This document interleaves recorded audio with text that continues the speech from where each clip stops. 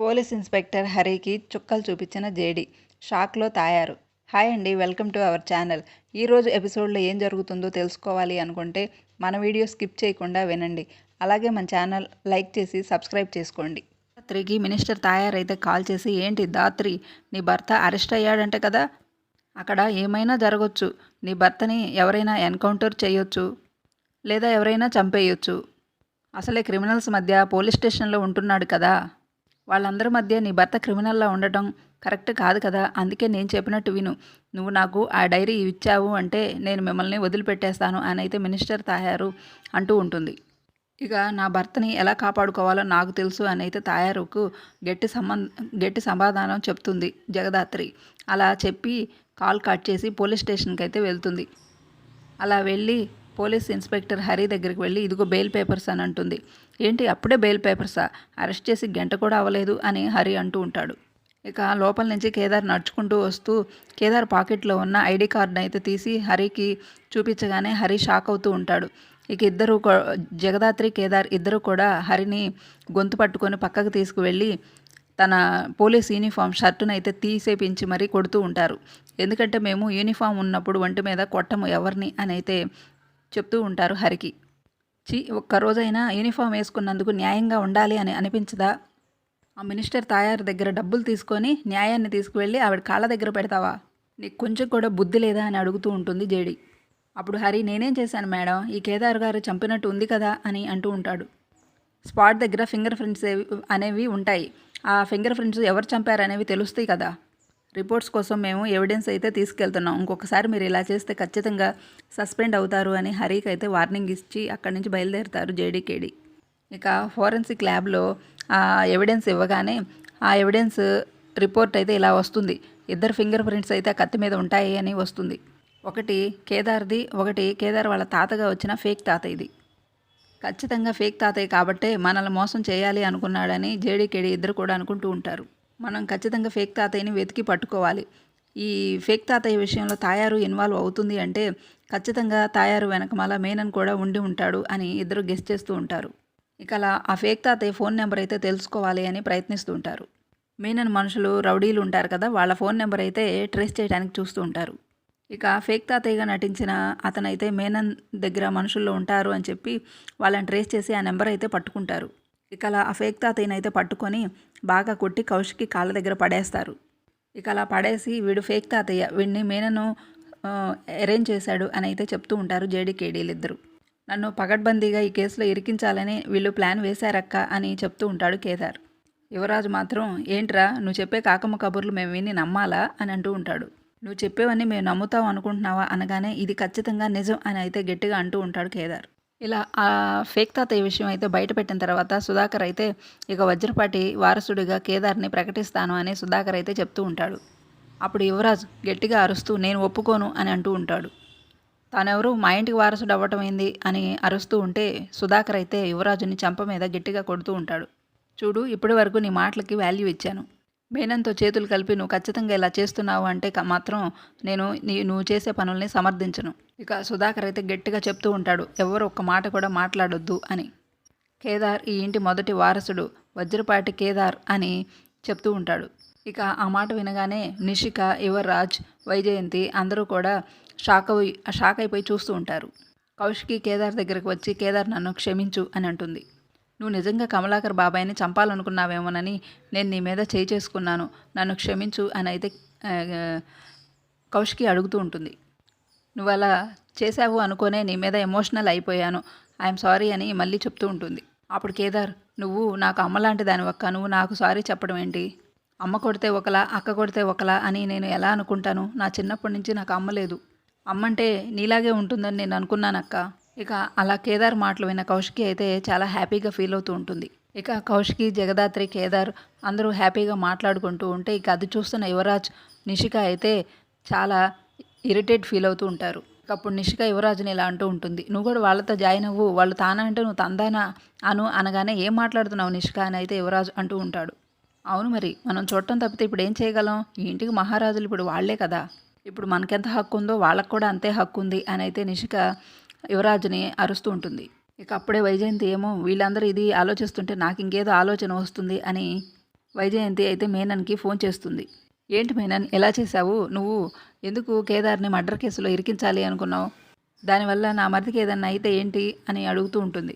ఏంటి lady pox, నీకు ఇంత ఎమోషనల్స్ ఉన్నాయా అని మేనన్ అడుగుతూ ఉంటాడు.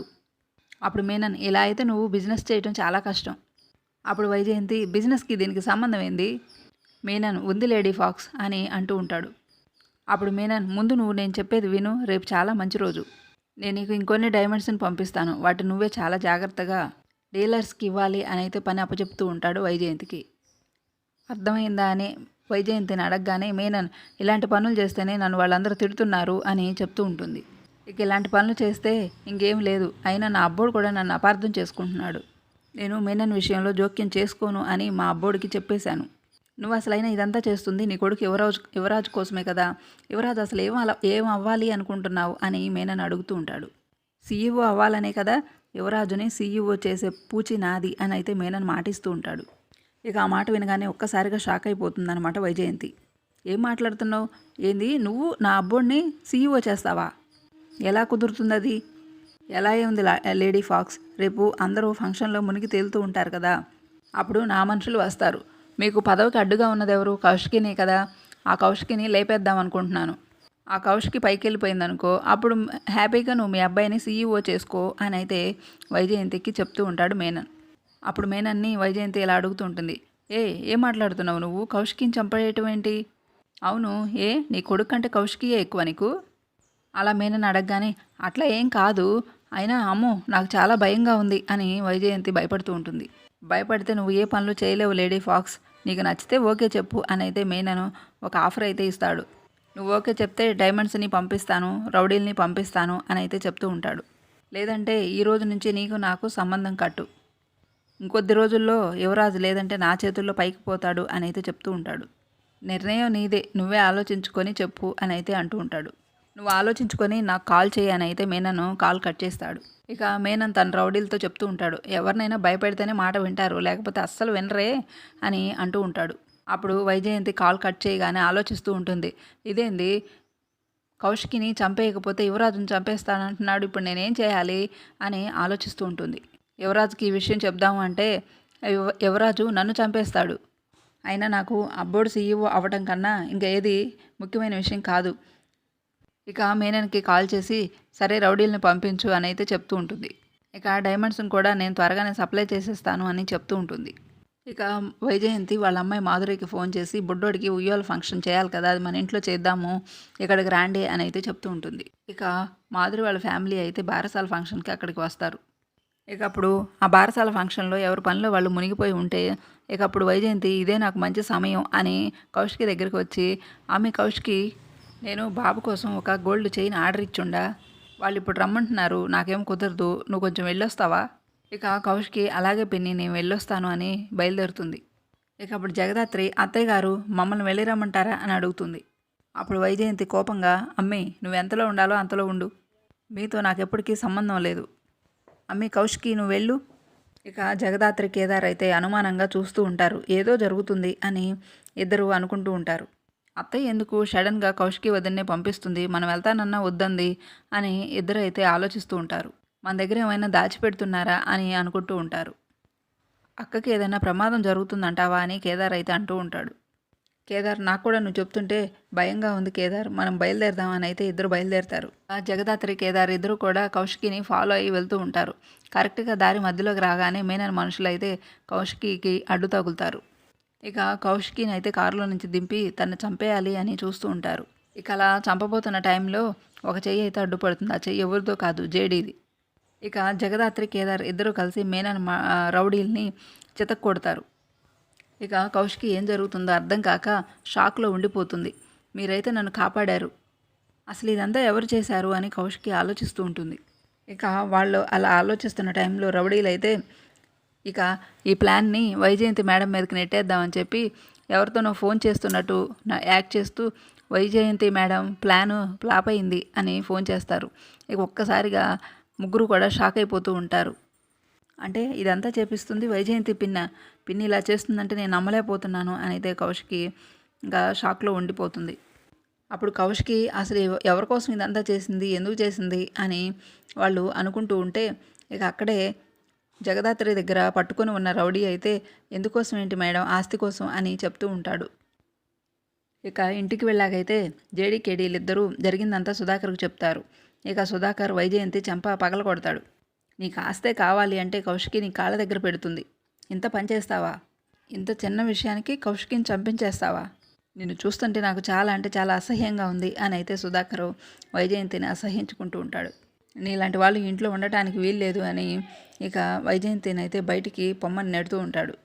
ఇక అప్పుడు యువరాజ్ అయ్యో అమ్మనేంది ఇంట్లో వచ్చి బయటికి నెడుతున్నారు అనగానే సుధాకర్ కోపంగా కావాలంటే మీరు కూడా తనతో పాటు బయటికి వెళ్ళిపోవచ్చు అని అంటూ ఉంటాడు.